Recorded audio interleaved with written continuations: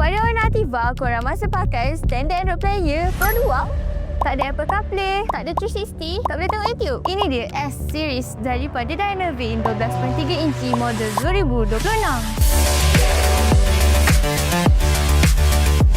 Design dia slim dan nampak elegan. Lepas pasang dekat kereta, terus nampak premium. Design baru dan lebih moden, function dia memang tip-top. Jom tengok. Dia gunakan Qualcomm Snapdragon 8 core processor, jadi bila waktu panas, tak lag. Smooth je. Selalunya 12.3 inci tak boleh buka full screen untuk YouTube. Tapi S-Series ni, korang boleh buka YouTube full screen dengan 2K resolution. Memang cantik dan clear. Android version 14 ni paling latest. Korang boleh download banyak-banyak apps yang korang suka. Dia juga support 360 dan 6-way camera. Bila nak pakai, senang je lah. Audio dia memang padu dan sedap. Sebab dia ada AKM DSP dengan 6-way audio tuning. Bass jadi lagi mantap dan clear. Jadi kalau korang nak upgrade kereta korang dengan S-Series ni, tunggu apa lagi?